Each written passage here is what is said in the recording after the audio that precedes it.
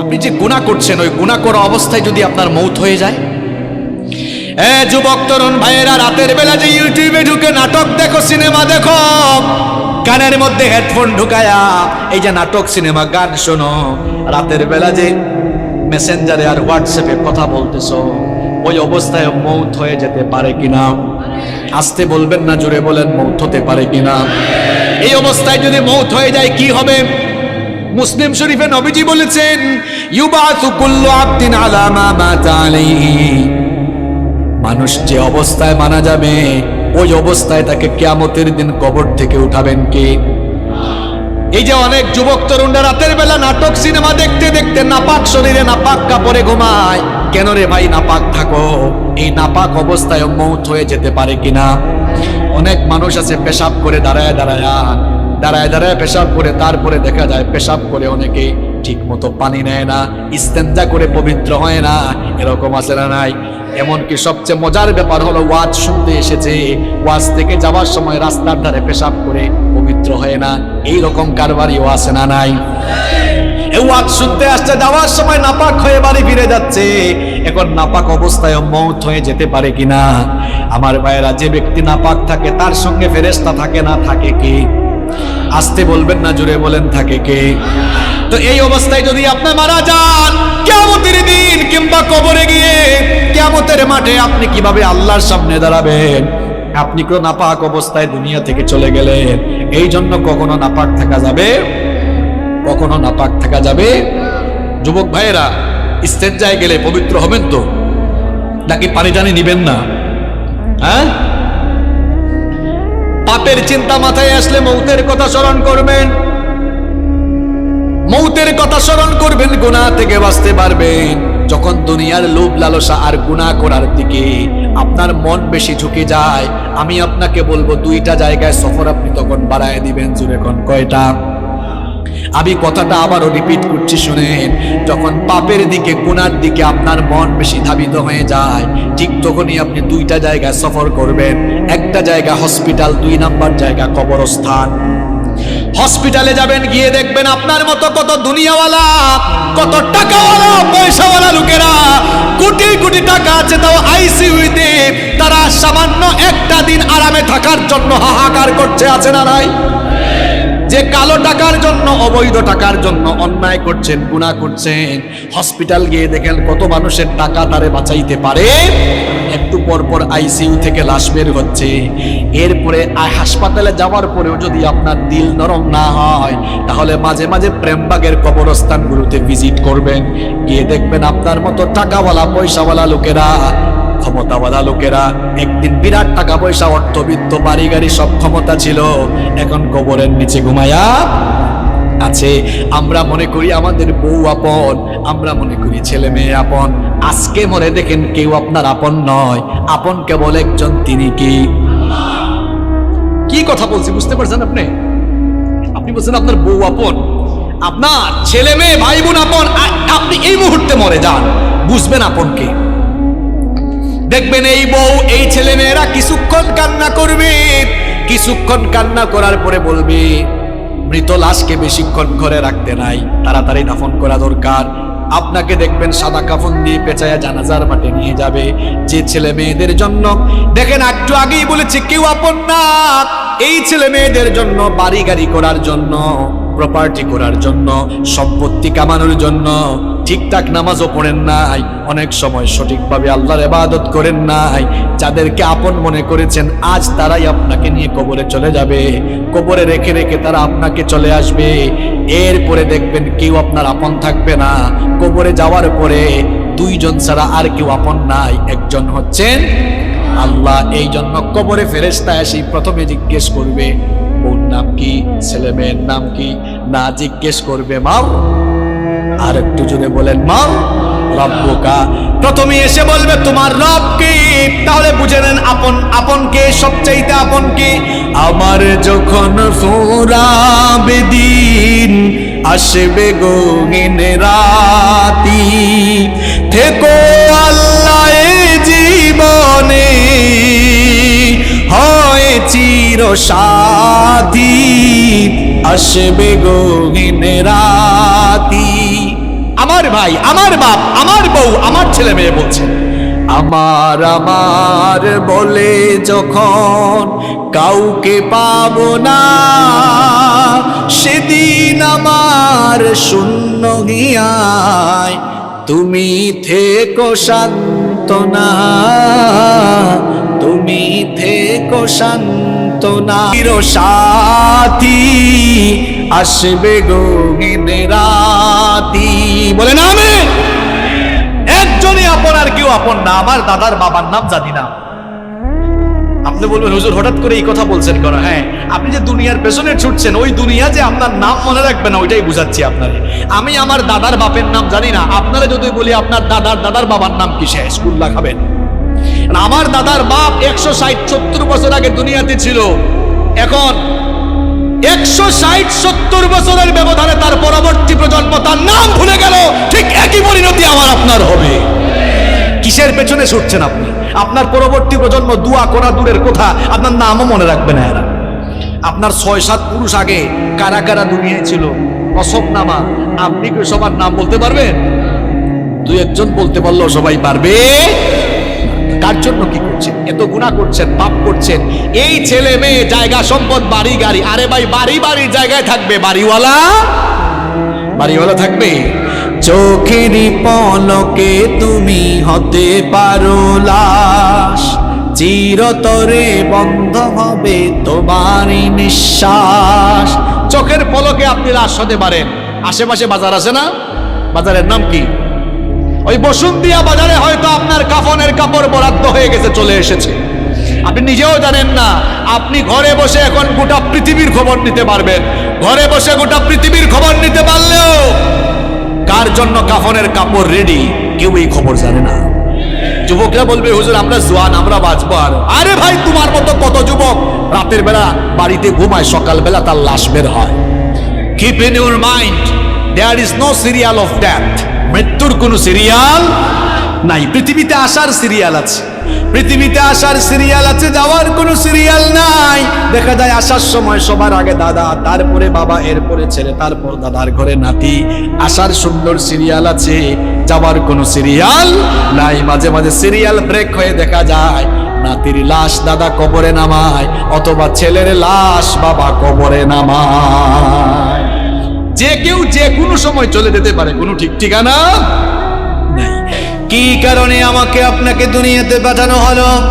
কেন আমাদেরকে পয়দা করে দুনিয়াতে আল্লাহ পাঠালেন?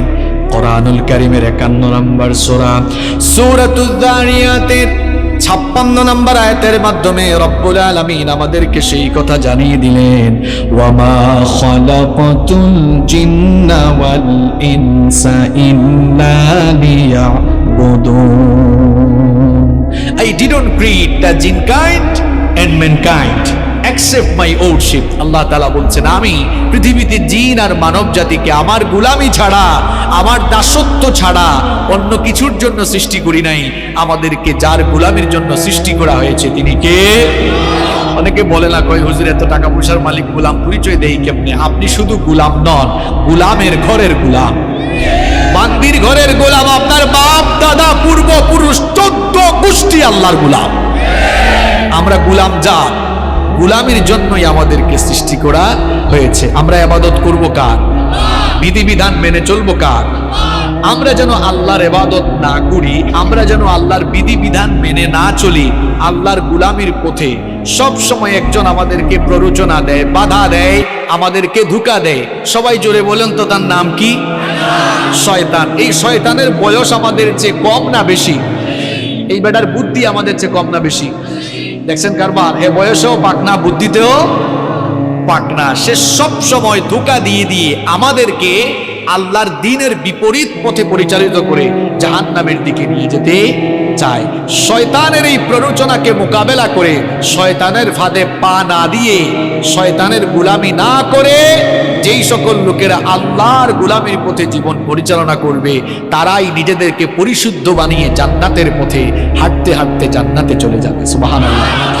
আর যারা শয়তানের ফাঁদে পা দিয়ে, শয়তানের প্ররোচনায় পড়ে দুনিয়ার জীবনকে শয়তানের কথা মতো দুনিয়ার জীবন কাটায় দিবে, এই লোকগুলোর দুনিয়া আখিরাত ব্যর্থ হয়ে এরা জাহান্নামে চলে যাবে। এই জন্য রব্বুল আলামিন কোরআনুল কারীমের 91 নম্বর সূরা সূরাতুশ শামসের 9 নম্বর আয়াত থেকে বললেন, قد أفلح من زكاها وقد خاب من دساها। কথাগুলো কার? আল্লাহ তাআলা বলছেন অবশ্যই সে সফল কাম হয়েছে যে শয়তানের প্ররোচনা থেকে মুক্ত হয়ে পাপ পঙ্কিলতা মুক্ত জীবন গঠন করে পরিশুদ্ধ হয়েছে, সে সফল হয়ে জান্নাতে যাবে। সুবহানাল্লাহ। সে ব্যক্তি ব্যর্থ হয়েছে যে তার জীবনকে গুনাহের সাগরে ডুবিয়ে দিয়েছে। এখন আমাদেরকে গুনাহের দিকে নিয়ে যেতে চায় যে, তার নাম কি? তার নাম কি? শয়তান। গুনাহ থেকে আপনারা বাঁচতে চান তো? গুনার দিকে নিয়ে যায় যে, তার নাম কি? শয়তানের ধোঁকা থেকে আমরা সবাই বাঁচতে চাই কি চাই না? যুবক, তরুণ, ছাত্র, আমার বাবার বয়সী সম্মানিত চাচারা, আমার মায়েরা, বোনেরা, আমরা সবাই তো গুনাহ থেকে বাঁচতে চাই। কারণ গুনাহ থেকে বেঁচে না থাকলে, শয়তানের ধোঁকা থেকে বেঁচে না থাকলে আমাদের দুনিয়া আখিরাত উভয়টাই নষ্ট হয়ে যাবে। এজন্য আমরা প্রত্যেকটি মানুষ গুনাহ থেকে, প্রত্যেকটি মুসলমানই নিজেকে বাঁচাতে চায়। এখন গুনাহ থেকে আপনি নিজেকে বাঁচাবেন কেমনে? গুনাহ থেকে, শয়তানের ধোঁকা থেকে নিজেকে আপনি হেফাজত করবেন কেমনে? আজ আমি আপনাদেরকে গুনাহ থেকে বাঁচার, শয়তানের ধোঁকা থেকে বাঁচার 12টি উপায় কোরআন আর সুন্নাহ থেকে তুলে ধরবো। এত বাস্তবিক কথা আপনাদেরকে শোনায় যাব। এই 12টি পয়েন্ট আপনারা যদি মুখস্থ করে যেতে পারেন, আর এই 12টি আমল যদি প্রত্যেকটি ভাই শুরু করে দিতে পারেন, ইনশাআল্লাহ গুনাহমুক্ত জীবন সাজিয়ে আমরা জান্নাতে যাব। বলেন ইনশাআল্লাহ। প্রিয় ভাইয়েরা, আপনাদেরকে যে কাজটা করতে হবে, এই 12টা পয়েন্ট সবাইকে একদম মুখস্থ করে তারপর বাড়ি যাওয়া লাগবে। পারবেন না ইনশাআল্লাহ? মাত্র 12টা কথা, খুব সহজ কথা বলবো, আপনারা সবাই মুখস্থ করে বাড়ি যেতে পারবেন না ইনশাআল্লাহ? পারবেন তো ইনশাআল্লাহ? তাইলে আমরা গুনাহ থেকে বাঁচবো কিভাবে? শয়তানের ধোঁকা থেকে বাঁচবো কিভাবে? গুনাহ থেকে বাঁচার, শয়তানের ধোঁকা থেকে বাঁচার কয়টা উপায় বলবো? সবাই বলেন কয়টি? 12টি। দেখেন, শুরু করছি। নাম্বার 1, 1 নাম্বার, গুনার দিকে নেয় যে তার নাম শয়তান, ওই শয়তানের ওয়াসওয়াসা থেকে পানাহ চাইতে হবে কার কাছে? 1 নাম্বার আমল শিখাই যাচ্ছি। যখন গুনাহের চিন্তা, পাপের চিন্তা মাথায় আসবে, সাথে সাথে ওই শয়তানের খপ্পর থেকে নিজেকে বাঁচানোর জন্য সাথে সাথে আশ্রয় চাইতে হবে কার কাছে? কারণ শয়তান এমন জিনিস, তারে মোকাবেলার জন্য পৃথিবীতে কোনো যন্ত্র আসে নাই, কিয়ামত পর্যন্ত আসবে না। আপনি গুলি, বোমা, রকেট কি দিয়া শয়তানের মোকাবেলা করবেন?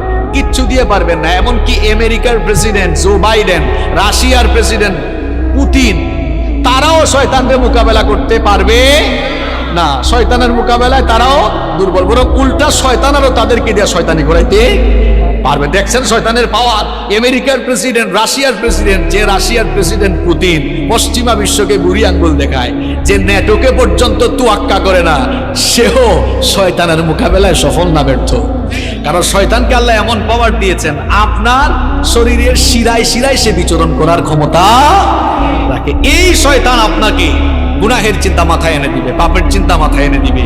এজন্য শয়তানের ধোঁকা থেকে, গুনাহ থেকে বাঁচার জন্য প্রথম আমল করবেন, যখনই গুনাহের চিন্তা মাথায় আসবে, পাপের চিন্তা মাথায় চলে আসবে, আশ্রয় চাইবেন কার কাছে? এই আমলটা আমি আপনাদেরকে শিখাচ্ছি না। কোরআনুল কারীমের 7 নম্বর সূরা সূরাতুল আরাফের 200 নম্বর আয়াতে আল্লাহ তাআলা এই আমল আমাদেরকে শিখালেন। আল্লাহ তাআলা বললেন, ওয়া ইম্মা ইয়ানজাগান্নাকা মিনাশ শাইতানি নাযগুন ফাস্তাইদ বিল্লাহ ইন্নাহু সামিউন আলীম।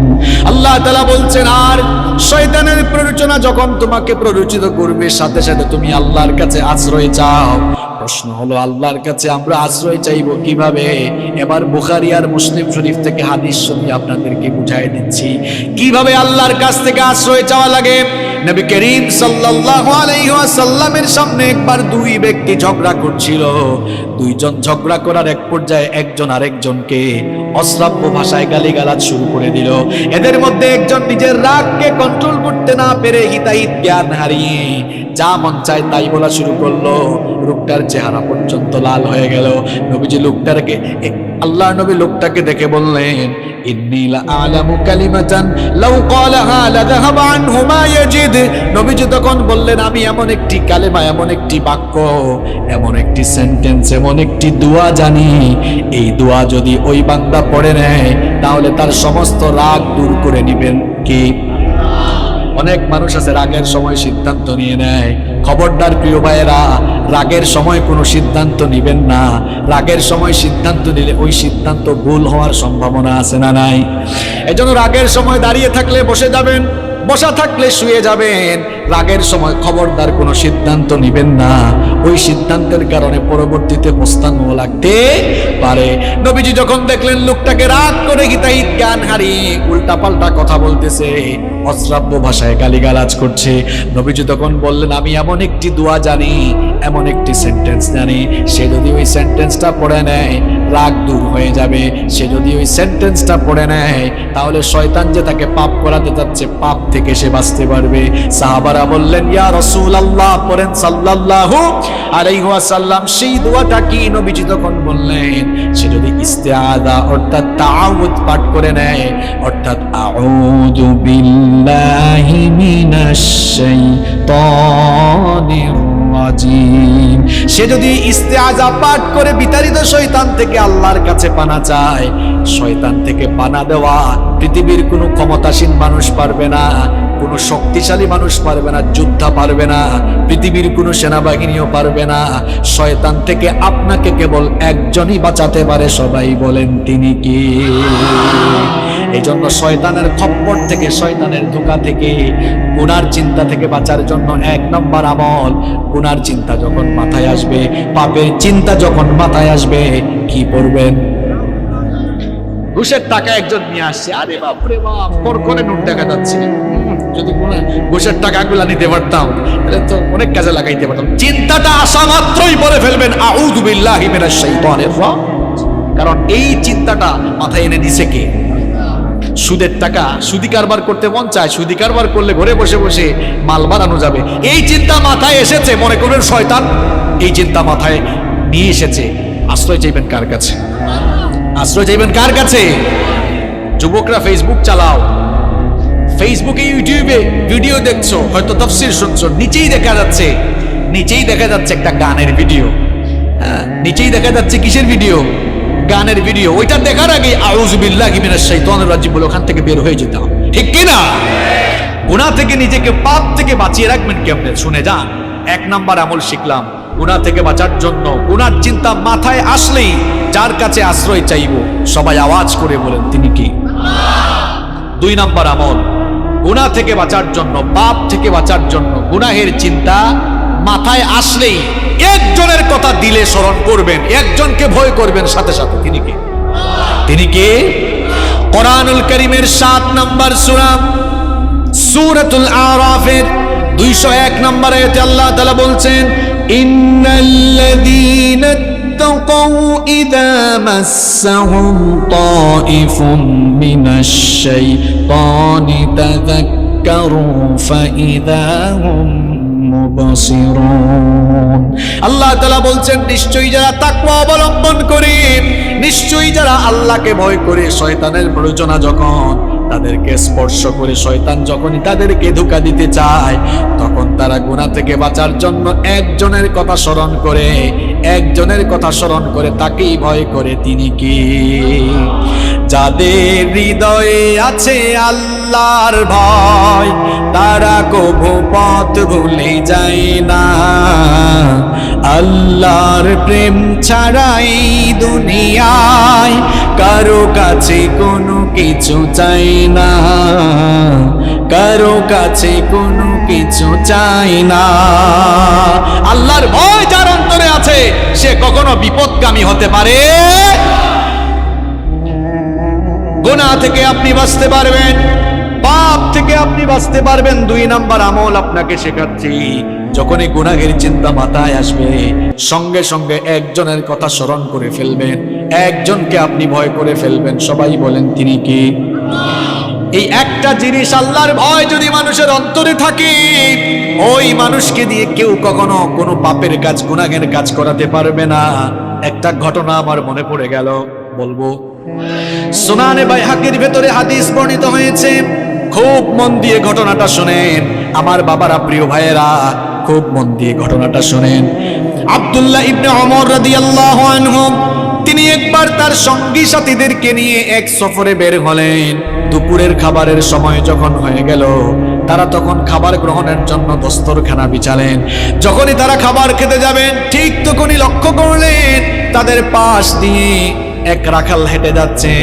আব্দুল্লাহ ইবনে ওমর রাদিয়াল্লাহু আনহু তাকে বললেন, হে রাখাল ভাই, আমরা দুপুরের খাবার গ্রহণের জন্য বসেছি, তুমিও আসো, আমাদের সাথে খাবার খাও, খাবার গ্রহণ করো।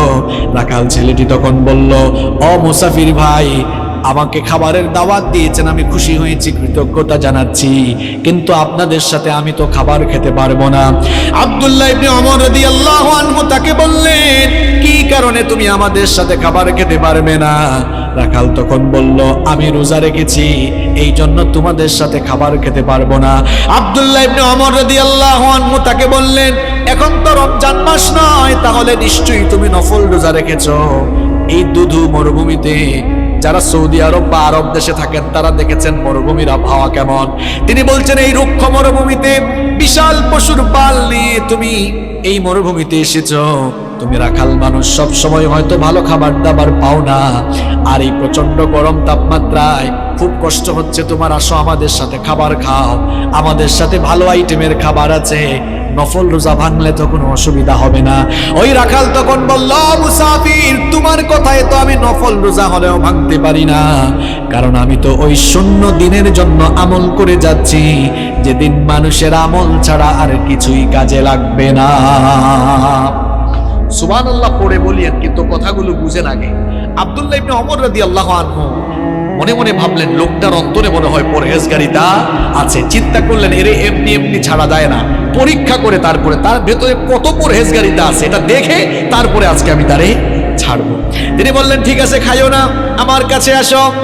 কাছে আসার পর জিজ্ঞেস করলেন, এই যে বিরাট পশুর পাল নিয়ে মরুভূমিতে এসেছো, এই পশুপালের মালিক কে?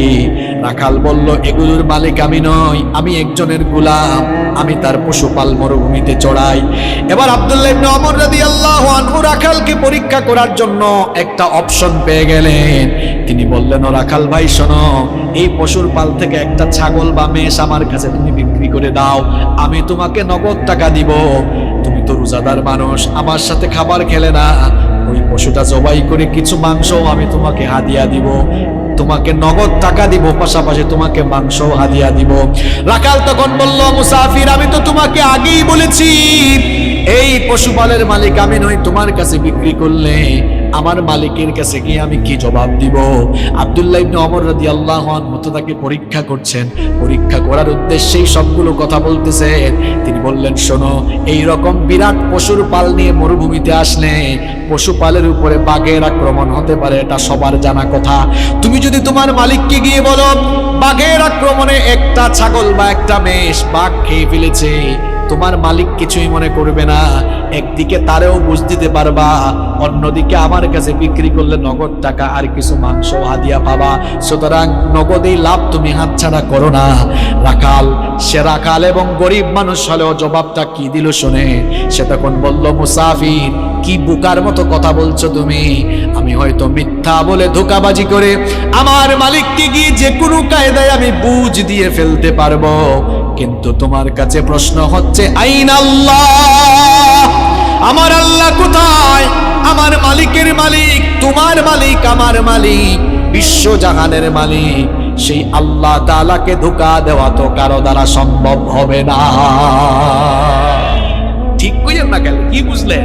দেখছেন, অন্তরে আল্লাহর ভয় থাকলে কেউ জোর করে কখনো তাকে দিয়া খারাপ কাজ করাতে পারবে না। আমি তো বলি, কারো অন্তরে আল্লাহর ভয় থাকলে এরে আপনি গাছের সাথে পিটানো, যদি বলেন যাই খারাপ কাজ করছে মরে যাবে, তাও আল্লাহর ভয়ে গুনাহের কাজ করবে না। শুধু পুলিশ দিয়া পিটাইয়া মানুষ ভালো বানানো যায় না। মাঝে মাঝে দেখা যায় জেলখানায় ঢুকার পরে দাগি দাগি আসামি জামিন নিয়ে বের হয়ে প্রমোশন নিয়ে বড় বড় ডাকাত হয়ে যায়।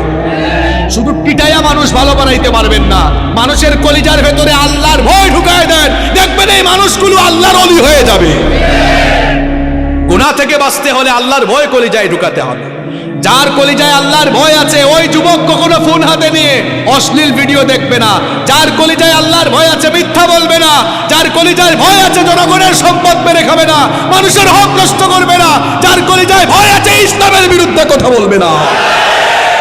যার কলিজায় আল্লাহর ভয় নাই সে যা মন চায় তাই করতে পারবে। এমনকি কেউ ব্যবসায়ী হলে আল্লাহর ভয় থাকলে কখনো মানুষের সঙ্গে ধোঁকা দিবে না। দেখেন আল্লাহর ভয়টা কি জিনিস, এই ঘটনাটা আপনারা সবাই জানেন, তাও আমি 30 সেকেন্ডে বলছি জাস্ট বুঝাবার জন্য। ওমর রাদিয়াল্লাহু আনহু আপনারা জানেন তিনি অর্ধ পৃথিবী শাসন করেছেন। রাতের বেলা ঘুমাতেন। অর্ধ পৃথিবীর শাসন করতে হয়, রাতের ঘুম হারাম। জিজ্ঞেস করা হলো রাতে ঘুমান না কেন? তিনি বলেন আমি রাতের বেলা ঘুমাবো, আর জনগণ যদি কষ্ট পায় এই কষ্টগুলোই কিয়ামতের দিন আমার জাহান্নামে যাওয়ার কারণ হয়ে যেতে পারে। আর আমরা ছোট ছোট চেয়ারের মালিক হয়ে যে গিয়ার বাড়ায় দেই মাঝে মাঝে, আমাদের অবস্থা হয়ে যায় এমন যে যখন চেয়ারে সে উঠে যায় গিয়ারে। আপনার চেয়ারের গিয়ার একটু কমায় রেখেন, আর গিয়ার যদি উঠানো ইসলামের পক্ষে উঠাইয়েন, লাভ হবে। যেমন আমিও এখন গিয়ারে, কারণ আমি চেয়ারে, তবে আমার গিয়ার কোরআন হাদিসের পক্ষে, ইসলামের পক্ষে আছে। আর চেয়ারে বসে গিয়ার যদি ইসলামের বিরুদ্ধে নেন, মনে রাখবেন চেয়ারে বসাইছেন যিনি, জনগণের জুতার বাড়ি খাওয়াইয়া বেইজ্জত করে নামাইতে পারেন তিনি। এজন্য চেয়ারের নামে আল্লাহ কোরআনে আয়াত দিয়েছেন, আয়াতুল, কথা বলেন না কেন, আয়াতুল কুরসি। হোয়াটস দ্য মিনিং অফ কুরসি? What do you mean by কুরসি? কুরসি বলতে আপনি কি বুঝেন? কুরসি ইটস এন অ্যারাবিক ওয়ার্ড, এটা আরবি শব্দ। এর বাংলা অর্থ হচ্ছে গদি, সিংহাসন। ইংরেজিতে আমরা এটাকে বলি চেয়ার। আল্লাহ তাআলা কোরআনের 6236টা আয়াতের মধ্যে চেয়ারের আয়াতকে সবচেয়ে ফজিলতের আয়াত বানিয়েছেন, যাতে চেয়ারওয়ালা লোকেরা চেয়ারে বসে চেয়ারের অপব্যবহার করে মানুষের উপরে জুলুম না করে। এই জন্য আল্লাহ তাআলা ওই চেয়ারের আয়াতে, আয়াতুল কুরসির ভেতরে তার নিজের সোভরেন্টি, সার্বভৌম ক্ষমতার পরিচয় দিয়ে তামাম দুনিয়ার চেয়ারওয়ালা লোকদেরকে সাবধান করে দিয়েছেন। ওই আয়াত ভালো করে পড়বেন, আল্লাহ আমাদের বুঝার তৌফিক দান করেন। তো ওমর রাদিয়াল্লাহু আনহু রাতের বেলা ঘুমাইতেন না। একদিন শেষ রাতে দেখলেন এক বাড়িতে আলো জ্বলতেছে, কথাবার্তাও শোনা যাচ্ছে। একটু কান পাতলেন। স্বাভাবিক অবস্থায় কান পেতে কিছু শোনা জায়েজ নয়, তবে দায়িত্বশীল ব্যক্তির জন্য সেটা জায়েজ আছে। তিনি শুনলেন এক মা তার মেয়েকে বলছে যে, মেয়ে, বেটি উঠ, আমি উটনির দুধ দোহন করে এনেছি, দুধ তো কম পেয়েছি, পানি মিশা, দুধের পরিমাণও বাড়বে, লাভের পরিমাণও বাড়বে। মেয়ে বলল, মা গো, এটা তো অন্যায় কাজ, খাদ্যদ্রব্যে ভেজাল দেওয়া এটা ঠিক নয়। তাছাড়া আমাদের প্রেসিডেন্ট আমিরুল মুমিনিন ওমর রাদিয়াল্লাহু আনহু তিনি তো রাষ্ট্রীয় নিষেধাজ্ঞা জারি করে দিয়েছেন যে খাদ্যে কোনো ভেজাল দেওয়া যাবে না। মা বলল, বেটি এ তো বোকা কেন তুই? ওমর তো এই আদেশ দিয়া সে তার বাড়িতে ঘুমায়, সে কি আমাদের মামের কারবার দেখে? অথচ ওমর রাদিয়াল্লাহু আনহু দেয়ালের পাশে সব শোনে। আর মেয়ের কলিজায় আল্লাহর ভয় কেমন দেখেন। মেয়ে বলল, মা গো, তিনি না হয় ঘুমাচ্ছেন, কিন্তু উনার রব, তোমার রব আমার রব, তিনি কি রাতের বেলা ঘুমায় থাকেন নাকি? উনার তো কোনো তন্দ্রা নাই, ঘুম নাই, তিনি সব দেখেন কিনা? দেখেছেন আল্লাহর ভয়?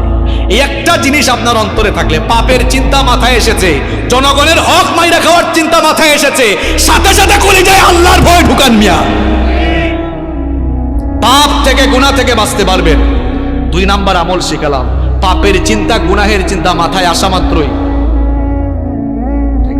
পাপের চিন্তা, গুনাহের চিন্তা, এদিকে ঘুরে দেন, পাপের চিন্তা, গুনাহের চিন্তা মাথায় আসা মাত্রই একজনের কথা স্মরণ করে তাকে ভয় করে ফেলা। তিনি কে? তিনি কে? আল্লাহ। কয়টা পয়েন্ট বললাম? 1 নাম্বার কি পড়বেন? গুনার চিন্তা মাথায় আসলে কি পড়বেন? 2 নাম্বার কাকে ভয় করবেন? নাম্বার 3 নাম্বার গুনাহের চিন্তা